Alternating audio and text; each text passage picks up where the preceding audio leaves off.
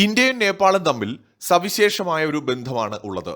ഒരുപാട് അഭിപ്രായ വ്യത്യാസങ്ങൾ പല കാര്യത്തിലും അതിർത്തി വിഷയങ്ങളിലുമൊക്കെ ഉണ്ടെങ്കിലും ഇപ്പോഴത്തെ നേപ്പാളിൽ അധികാരത്തിലെത്തിയ ഗവൺമെന്റ് ഇന്ത്യയോട് വളരെ ചേർന്ന് നിൽക്കുന്ന രീതിയിലുള്ള നിലപാടുകളാണ് എടുക്കുന്നത്. ഏറ്റവും ഒടുവിലായിട്ട് ഇപ്പൊ ഇന്നലെ വന്നൊരു വാർത്ത എന്ന് പറയുന്നത് ഇന്ത്യയിൽ നിന്നുള്ള 200 രൂപ 500 രൂപ ഇനി മുതൽ നേപ്പാളിൽ നമുക്ക് ഉപയോഗിക്കാം. ഇത് വളരെ ആശ്ചര്യപ്പെടുത്തുന്ന ഒരു കാര്യമാണ്. ഒരുപക്ഷെ പലർക്കും ഇത് അറിയില്ലായിരിക്കും. അതായത് നമുക്ക് നേപ്പാളിൽ പോയി കഴിഞ്ഞാൽ ഇന്ത്യക്കാർ ധാരാളം പോകുന്ന സ്ഥലമാണ്. ഇന്ത്യയും നേപ്പാളും തമ്മിൽ വളരെ വലിയൊരു അതിർത്തിയുണ്ട്, വളരെ വലിയ ബന്ധമുണ്ട്. ഇപ്പം നമ്മുടെ പണ്ട് കാലത്ത് തന്നെ നമ്മുടെ കറൻസി അവിടെ നമുക്ക് ഉപയോഗിക്കാം. ഇപ്പം സാധാരണ നമ്മുടെ ഒരു രാജ്യത്ത് പോയി കഴിഞ്ഞാൽ നമ്മുടെ കറൻസി നമ്മൾ എക്സ്ചേഞ്ചിൽ പോയി മാറി മാത്രമേ ഉപയോഗിക്കാൻ പറ്റുള്ളൂ. മറിച്ച് നേപ്പാളിൽ നമ്മൾ പോകുന്ന സമയത്ത് ഇന്ത്യൻ കറൻസി അവിടെ അക്സെപ്റ്റ് ചെയ്യും. നമുക്ക് അവിടെ എവിടെ വേണമെങ്കിലും ഇന്ത്യൻ രൂപ ഉപയോഗിക്കാം.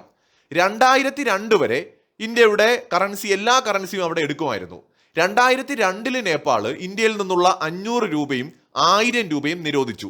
100 രൂപ വരെ ഉള്ളത് ഉപയോഗിക്കാമെന്നായി. കാരണം ഈ കള്ളനോട്ടിന്റെ പ്രശ്നങ്ങൾ കൊണ്ടാണ് നേപ്പാൾ അത് നിരോധിച്ചത്. 2015 അതായത് മോദി സർക്കാർ അധികാരത്തിൽ വന്നതിന് ശേഷം നേപ്പാൾ എന്ത് ചെയ്തു എന്ന് വെച്ചാൽ ആ നിരോധനം ഒഴിവാക്കി. 500ഉം 1000ഉം അക്സെപ്റ്റ് ചെയ്യാമെന്നാക്കി. എന്നാൽ അതിനുശേഷം വന്ന നോട്ട് നിരോധനത്തിനെ തുടർന്ന് നേപ്പാളും 500ഉം 1000ഉം അവിടെ നിരോധിച്ചു. പകരം 100 രൂപ വരെയുള്ളത് കൈമാറാമെന്നായി.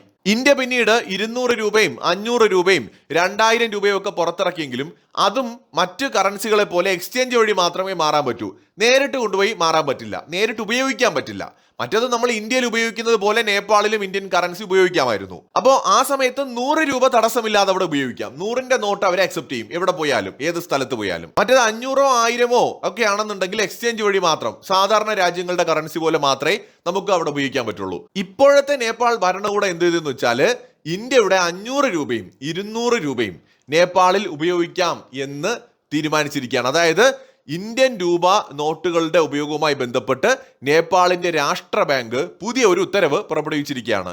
പുതിയ നോട്ടുകൾക്കുള്ള അനുമതിയാണ് അതിൽ പ്രധാനം.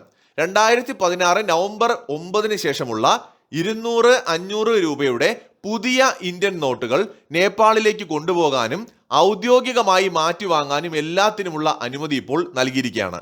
ഒരാൾക്ക് കൈവശം വയ്ക്കാവുന്ന തുകയുടെ പരമാവധി പരിധി എന്ന് പറയുന്നത് 25,000 രൂപയാണ്. അതായത് നേരത്തെ ഇന്ത്യയുടെ 100 രൂപ മാത്രമേ നേപ്പാളിലെ ഭൂരിഭാഗം ഹോട്ടലുകളും കടകളും കച്ചവട സ്ഥാപനങ്ങളും ഒക്കെ സ്വീകരിക്കുമായിരുന്നുള്ളൂവെങ്കിൽ ഈ പുതിയ നിയമം കാരണം അല്ലെങ്കിൽ പുതിയ തീരുമാനം കാരണം ഇന്ത്യയുടെ 500 രൂപയും 200 രൂപയും ഒക്കെ അവരിനി സ്വീകരിക്കും. നേരത്തെ 10, 20, 50, 100 രൂപ നോട്ടുകൾക്ക് മാത്രമായിരുന്നു ആ ഒരു അനുമതി ഉണ്ടായിരുന്നത്. ഇത് ശരിക്കും ഇന്ത്യയുടെ ഒരു നയതന്ത്ര വിജയമാണ്.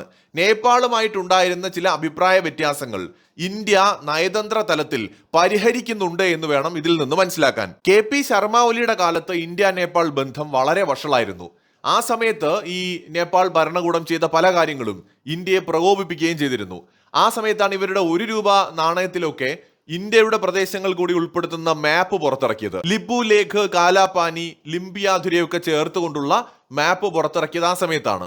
അപ്പോൾ ഇത് ഇപ്പോ ഗവൺമെന്റ് പിൻവലിച്ചു എന്നൊരു വാർത്ത കൂടി വരുന്നുണ്ട്. ഈ 1 രൂപ നാണയത്തിന്റെ പുറകിൽ ഈ മാപ്പ് പതിപ്പിക്കുന്ന സമ്പ്രദായം നിർത്തിയിരിക്കുകയാണ്.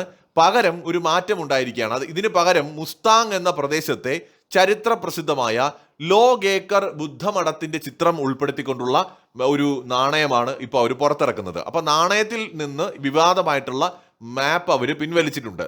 ഗവൺമെന്റ് പുറത്തിറക്കിയ മാപ്പ്, അതായത് 2020 KP ശർമ്മ ഒലി സർക്കാരിന്റെ കാലത്ത് പാർലമെന്റ് ഭേദഗതിയിലൂടെ നിലവിൽ വരുത്തിയ ഔദ്യോഗിക ഭൂപടത്തിലോ അവകാശവാദങ്ങളിലോ ഇതുവരെ നേപ്പാൾ ഭരണകൂടം മാറ്റമൊന്നും വരുത്തിയിട്ടില്ല. അതത്ര എളുപ്പമല്ല.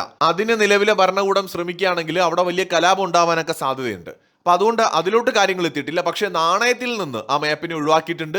അതിനു പുറമെ ഇന്ത്യൻ കറൻസികൾ അവിടെ കൂടുതലായിട്ട് ഉപയോഗിക്കാൻ ഇപ്പോൾ തീരുമാനമായിട്ടുണ്ട്.